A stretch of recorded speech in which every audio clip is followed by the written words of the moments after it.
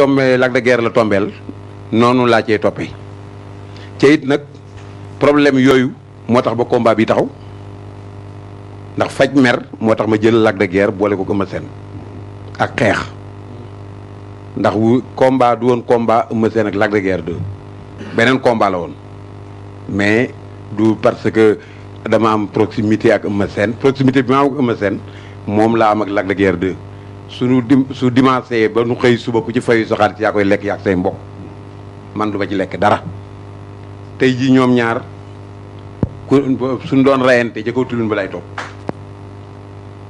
kurpeñ ñu ñuy dóorante ñoo xam sama yoon nekkul ci Eumeu Sène sama yoon nekkul ci Lac de Guiers 2 su weesoo ni samay doom lanu wala samay jarbaat wala samay rak su weesoo loolu ñoom ñaar ñëpp jàmm laa leen yéene Lac de Guiers 2 presque combat bi yëpp maa ko tëgg Eumeu Sène combat bi yëpp 13 combat la 12 yëpp maa ko tëgg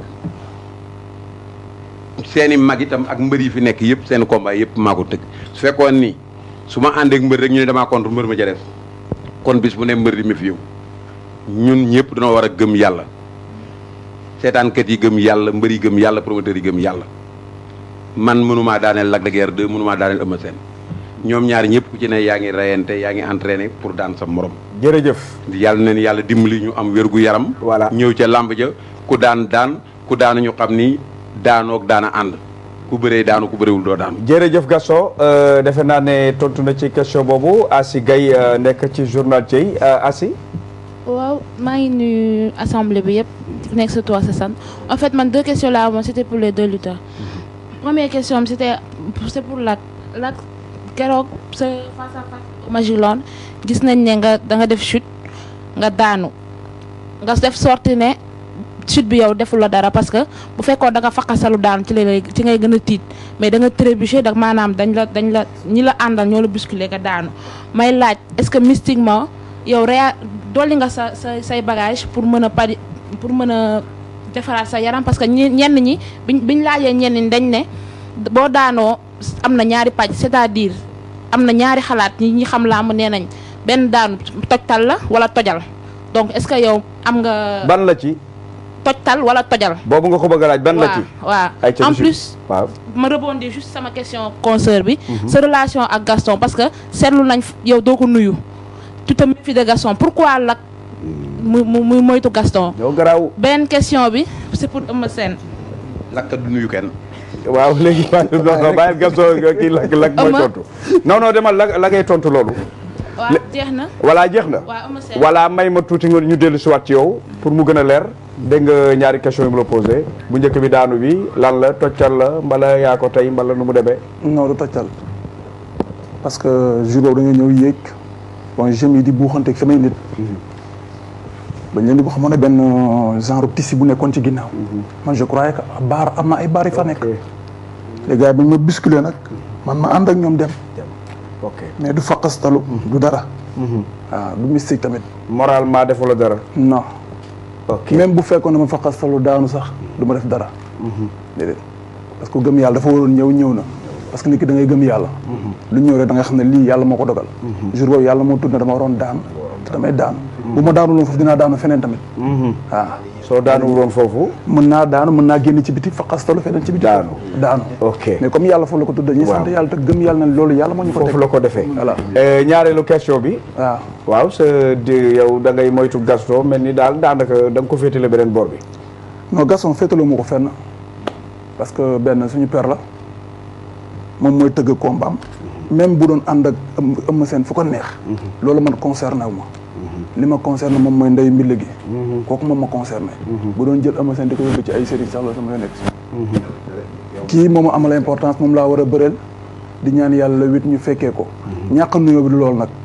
ñàkk nuyoo bi bon nit ki booy préparer combat il faut nga méfier wu ci lu bari. man sax damay dégg mag ñi naan. nit ki boo bëggee mucc fa nga jëm da ngay nangoo mawu ci lu bari. waaw mag ñee ko wax. waaw kéwél daal bu bëggee mucc day foogu. waaw.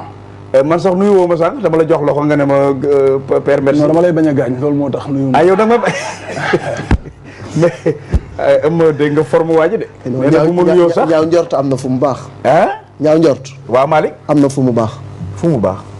fan la baax Malick. olof yi dañ koy wax parce que. waaw tey jii nga ñëw toog ci télé bi gis benn camion muy ñëw. ngay rafet njort naan bu ñëwee du na ma laal ak du ma laal. ci télé bi bu la fa fekkee ba dër la. ba dër la. say mbokk ci biti lañ lay fore. kon daal ñaaw njort am na fu mu baax. ñaaw njort am na fu mu baax rawatina ci milieu bi ñu nekk muy milieu làmb. parce que milieu bi dafa doy waar. jërëjëf Asi beneen question bi jëm ci Eumeu Sène.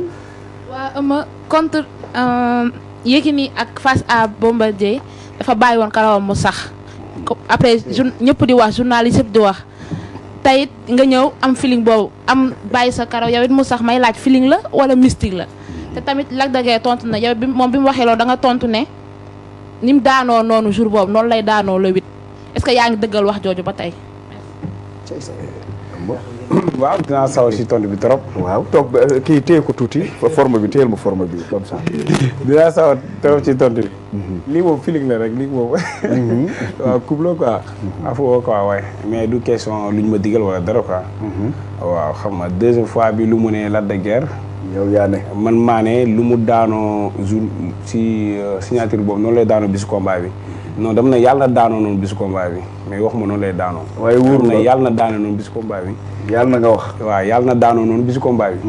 waaw mais waxuma dina daanoo noonu bisu combat bi. yàlla rek mu yor ndam moo koy joxe. jërëjëf Asi loo defe naa baax waa Rokhaya Thiam sunu lamb wala Rokhaya. may nuyu assistance bi yëpp sama question ma koy jëmale si Eumeu Sène de toute façon tey ni mu ñëwee keroog bi ñu ko gisee Magic Land ak tey dafa wute. ah bon. waaw keroog Magic Land dafa ñëw ak reetaan ak décontracté. waaw. relax daal. ok mais tey dafa xaw a fas kanamam tuuti réservé.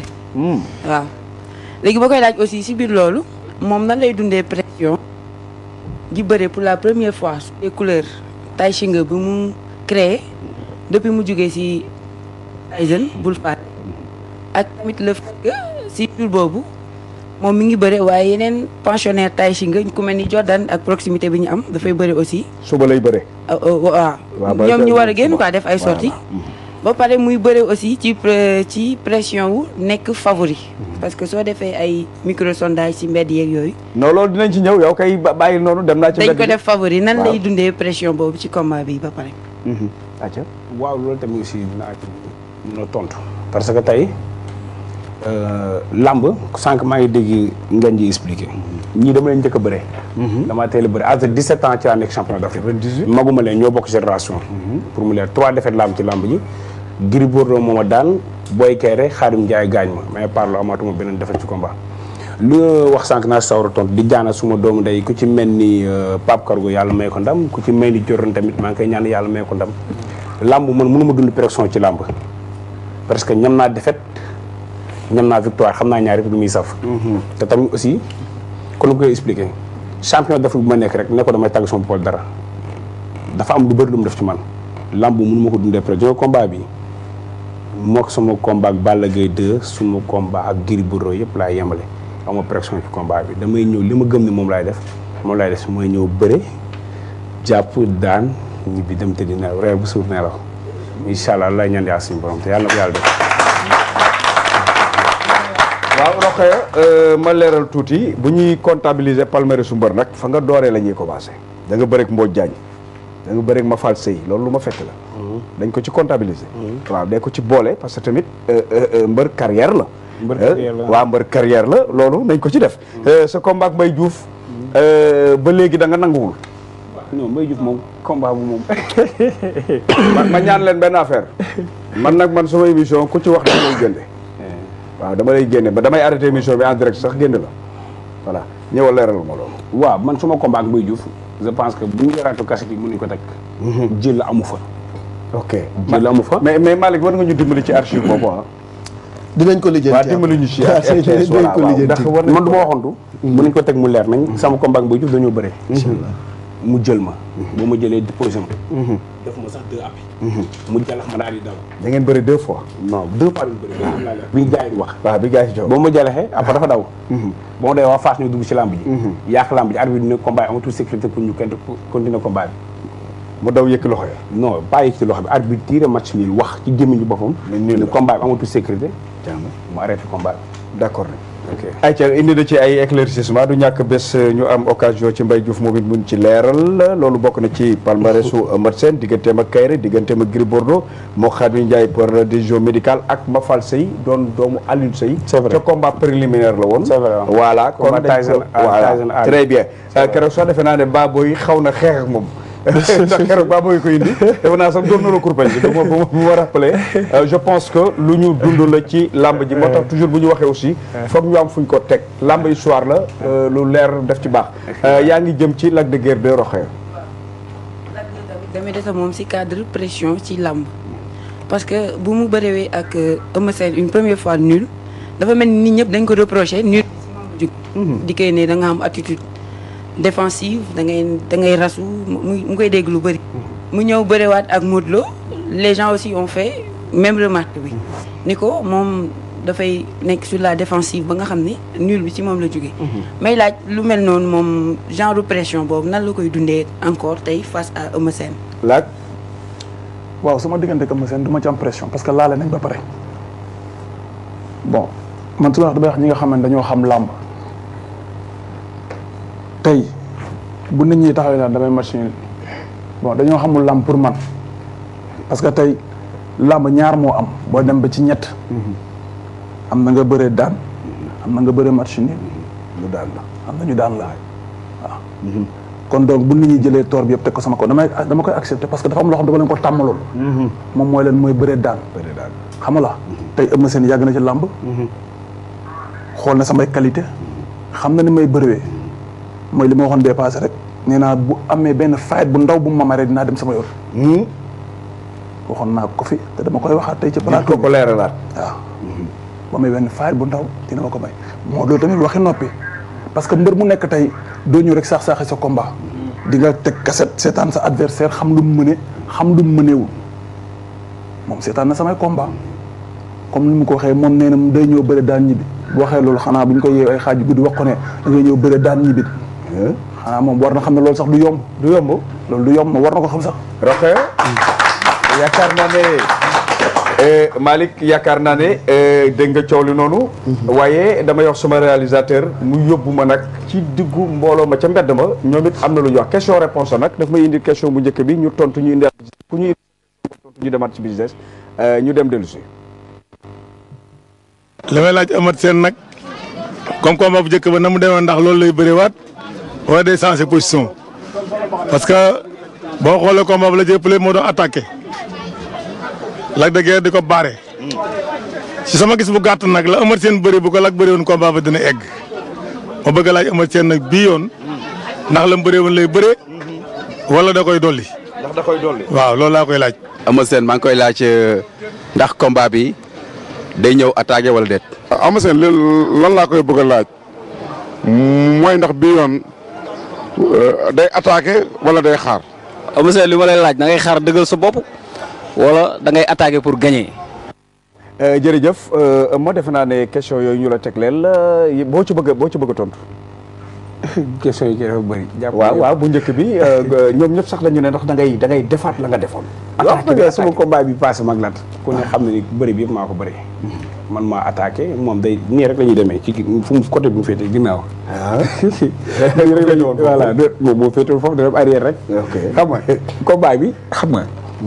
kenn ko waxee ku ne xam ne ni dama dem ba jeex ci combat bi mais tamit aussi mbër bu mën a bëree tamit aussi moom mooy mën a bëree noonu. parce que mën a attaqué bëri la mën a rasu tamit bëri la. ñaari bëri la xam nga ba tax na daal xam nga pare naa combat bi daal nu mu ko comme xam nga xam nga ko mën a expliquer quoi. combat bi daal waaw xam nga préparé naa ko daal. voilà lu may indi. dinaa ci ñëw ak xel même su ma attaqué naa attaqué xel. dinaa ko calculer tamit aussi xam nga ci moom lu mu war a liggéey ci combat parce que combat bi kon waa lamb moom dañuy naxante rek 1 2 3 la. lamb boo gis 1 2 3 la. dama lay cokkaas nga xeex ma jiwalu kuy bi. dama lay cokkaas. si xeex waaw ngay fay mu jiwalu kuy bi. yaa ngi koy. wala ma gëdd ma wala ci bëri xeex yow. waaw yow wala mën a bëri nga dajeeg moom mu toog ñett yooyu moo am comprendre nga. waaw mun naa ñëw de mun na mu wax tamit aussi damay xeex ma ñëw mu jiwal ak man bëgg ma pakete nga lamb moom dafa doy waar. voilà ma wax Mao Cissé bu ma mënee indil par question benn baax na bala par ñaar indilaat ma ñaari question pour mu gën a gaaw. leen dëkk dañoo bëgg bu combat ba mu won ñu loo xamante ni dina doy suñu xel bu ëllëgee loolu laa koy laaj. Lac de Guiers lu ma koy laaj ndax su ñëwee dina song bëre wala day rasu. Lac de Guiers lu mu lay laaj mooy combat bii ndax da ngay ñëw attaqué wala da ngay xaar. jërëjëf ci question boobu Lac de Guiers bu njëkk bi mën naa la ko leeral nee na moom géejawaay la dëkk da nga leen tàmbaloon daan ndax bi yoon da ngay dellu ci loolu ñii it nee nañu rasu bi ndax da ngay continuer rasu bala da ngay attaqué loolu ñooñu di laaj waa mbedd gi. première bi nga ne. première bi nee na moom géejawaay la dëkk dafa am loo leen tàmbaloon. waaw daan. mooy daan waaw loolu daal la ne ndax da nga leen cee delloowaat. bon premièrement bi xam nga daan yoruma ko yàlla ma ko yor. damay ñaan bés baa ma daan ko jële bu set wicc te incha allah bu neexee yàlla. loolu lay ñaan te yàlla na ma ko yàlla may ma daan. ñeneen ñu ñoom it défensif bi. ndax da ngay ñëwaat taxaw xaar amat seen bala bi yoon yaay attaqué. kii bu ñëwul sax ma ñëw. ah. kon de lamb ji bu ñëwul sax ma ñëw. lamb ji jeex na. jërëjëf gars yi kon ñu may loxo ñaari mbër yi. waaw mooy ñëw waaw xam nga daf may indilaat beneen question indilaat ma beneen yeneen question ki nga xam ne mooy Mao Cissé. Guiers 2 combat bi mu jëm laa bëgg a seet ak lu ma ko ciy laaj ak nu muy def ak nu muy bëree. waaw nee na dafa bëgg a xam nooy bëree ak noo bëgg a bëree yow Lac de Guiers 2. waaw loolu il faut que le 8 jot rek ma mën ko wane. daaw rek. ca bés ba. incha allah bu neexee da nga ko bëgg a wane. dama ko bëgg a wane. dafa am loo yor. non du question wane sax moom xam na ne am na client bu mu dul yàqale fenn. nga ne. sëñ Babou nga xam ne loolu. waaw mais affaire baa ngi bëgg a garaaw teel ma question boobu tuuti. mais yow sa waay attention dégg nga li muy wax de. waaw dégg nga li muy wax. ah waaw mais loolu te noonu dafa entraîné kay booy taxaw kay lamb ji kay. macha allah waaw macha allah car macha allah. waaye daal la xamal dara de. waaw combat bi de su waay. incha allah man moom tam mu di bokk xam nga mu ne ma wax tamit aussi. nee na boo ñëwul mu ñëw. waaye kon mooy lamb jeex na ko dañuy ñibbi. mooy tas na. billaahi su ñëwee daanu su ñëwee daanu. waaw Maawo joxaat ma beneen question bi. Eumeu Sène laay laaj ba xam digganteem ak Tyson est-ce que ñi nga am relation yu rafet ba léegi am déet loolu laay laajte quoi. Eumeu ndax tàgg nga ko ci làmb ji mi ngi lay conseil. Tyson moom ko nu mu koy waxee rek. du ñu mës a nekk noonu maa ngi mu ci àdduna suma grand la suma mag lay mës a doon. xam nga suma kilifa la tamit aussi. waaw te xam naa ne foofu mu nekk tamit aussi mu ngi may ñaanal. kon je pense que tey suma diggante ak moom bon. est-ce que yéen a ngi jàmm rek la quoi yéen a ngi déggante. non déggante guñu boobu ba léegi nag wax dëgg yàlla waaw déggante gu. voilà leer na ci laajkat boobu indilaat ma keneen kii. quoi Lac de Guiers bu njëkk ñu xamoon ko bëree te léegi Lac bëree tut depuis Babacar Diallo comme ak Babacar Diallo ci la Lac de Guiers gëj a bëree ba jamonoy tey jii moom laa koy laaj parce que dañ ma doon wax ne ma Lac de Guiers damam boobu ci loxo droitam boobu ba léegi dafa wérul parce que man bu njëkk Lac dama ko doon seetaan mbapat doon ko seetaan arène mais li ma doon gis mu doon bëree ak jamono ji mu toll nii daal wax dëgg yàlla waroon na trop. nee na 2006 nga gëj a bëre. ndax tamit nee na am nga ay doute ci loxo boo xam ne da nga ciy dammoon. loxo boo xam ne dama ci dammoon. waaw moom lay laaj nee na dafa ba loxo bi daf ci da nga ci dammoon. loxo bi laa dóoroon Eumeu Sène ci bopp bi. ah bii nga ko dóoroon. loxo bu damm kay doo ko mën a dóor ci bopp bi. waaw nee na 2006 la gëj gis nga bëre. non kooku bu waxee loolu bon pour man seetaanul yeneen combat yi daal. ku mu bëreel moo fort rek. xam-xam bi bëri du bëri doo tëj bëri bi. nga ne. maa la ko wax. dégg nga. ma ne. waaw ku mu bëreel moo tëj bëri bi rek. moo tëj bëri bi laa yor su ma paree danaa ko joxaat mu mun a bëriwaat ba. ok waaw. Lac waaw boo jàkkaarloo ku la gën a fort moom. da ngay ngi kebet dem rek. waaw tey nga bañ wax gi. te ma wàññi wax gi léegi ñëw na pare de. mu wàññi wax gi. voilà ñu demaat Sandaga te yaa wax ba tontu la rek. voilà ñu demaat Sandaga. Lac de Guiers dama ko bëgg a laaj comme nii combat bi contre Eumeu Sène comme gisuñu Balla Gaye ci ginnaawam xanaa dina dëggal boppam gëm boppam bii pa woon nit ñi ne Balla Gaye sans Balla Gaye day demal boppam parce que ñu bëri dañ naan Balla Gaye moo koy ëmb Balla Gaye koy ëmb ren man dama bëgg mu wone boppam. waaw nee na Balla Gaye moo lay fital maanaam lu mu bëgg a wax est-ce que bii yoon nee na ndax ak sans Balla Gaye bi loolu la wax de. man dama doon bëri sans Balla Gaye mu baal ma nag question boobu mënu ma ci yegg daal mënu ma ci sori daal waaw mais dama doon bëri sans moom. Mao yaakaar naa ne defe naa ne foofu bu jeexul it ñu ñëwaat ci kaw plateau bi Alaaji defe naa ne laata ñuy jox du sec Alaaji yaakaar naa ne lan nga jàng ci combat bi lan nga ci jàng. ngañ daañ li xew tey. waaw. ñaari mbër yi wax ko. waaw. combat bu dem niil. ndax la de guerre nee na ko boo ñëwul ma ñëw. kon combat bi jeex de Amadou Mbaye Garmi. combat bi combat. te defe naa ne maa ngi lay wax dara de. waaw ji ngañ jaañ. ñoom ñaar. bi nu dajee ci arène bi. Gaston. ñoom ñaar bi nu dajee ci arène bi. waaw. li nu defante ci biir arène bi. dama ne boobu xaalis dem na màkk. buñ ko ca delloo rek mbay. te bu Lac de Guiers te bu Eumeu Sène ñëwul Lac de Guiers ñëw. combat bi sotti. man daal dëgg-dëgg def naa ci bii jàngat. di wax nag Alaaji Ngagne Diagne. waaw. ah mbëri nag nañ def attention de. ndax xam nga dëgg-dëgg reporter yaa ngi ci biir. waaw biir studio yi. waaye les vrais reporters. ñu ngi ci biir. ci biir nit ñi dëgg-dëgg ñu ngi ci biir nit ñi. waaw ndax question yi gars yi génne. waaw jàndum. ay question yu pertinent. tout à fait. question yoo xam ne loo xam ne dama lu journaliste rëy bopp mënoo ko romb. kon gars yi nu nit ñi mel xam nañu. kon gars yi daal dëgg da nga ñuy sóoraale loolu. sóoraale loolu nañ koy sóoraale. waaye Ngagne Diagne daal bii combat. ah dëgg daal léwit daal. daal dina nekk daal lu doy war Alaaji Ngagne Diagne.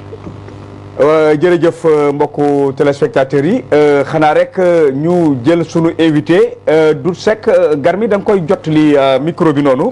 waaw kooku nag Alaaji Ngagne Diagne. waaw yaa koy dugal. li mu doon moo fort. ku mu doon Doudou Seck mii. waaw. moo doon Badara Mbaye Kaba. Doudou Seck mii toog. moo doon Abdoulaye Mbuub. ndeysaan. Doudou Seck mii toog. moo doon Mangone Ndiaye. Doudou Seck mii toog. Ngagne Diagne moo doon ndaanaan yu mag yi nga xam ne ñoo fi nekkoon. moo doon dëgg-dëgg Fatou Khoja Yad. doomu ndar bu mag moo doon Daba Assane. Doudou Seck mii toog Alaaji Ngagne Diagne. kii moo doon dëgg-dëgg Jabu Seck la Saint-Louisien. Ngagne ci kii ma bëgg a jëm. kooku muy Doudou Seck moo doon Famba Issa Diop. Doudou Seck looy bëgg a wax. mbay waali ngoone yaa sin ma ca Congo. yaat ma ngi le ma fay nga Garmi. yaay ju baax a noppal doomam. doom ju baax a noppal yaayam. lamba leen boole ngeen di ñaari doomi ndey. fexe leen ba kii nagu ku jum. waaye garab ci kaw lay fekkante dogo. mbañ waali ngoone yaasin ma ca Congo yaat ma ngi le ma fay ngaay. xuleeja ngi le ma fay ngaay Garmi. mbar jaamu dal ngeen yéen ndooro foo ngeen yal na ngeen tàggoo ci jàmm. ku la neeti maa la gën ne ko ku la yar. ànd dagan na tàggoo dagan noo loo ci def danga koy teg ci yoon. dégg naa la te duma la bàyyi. kor ndaama waalo kor ndaama. may jooy ba ma teel a reer. di jooy alin say ma teel a reer. waalo bañ na ku leen tooñ ku leen saaga dee.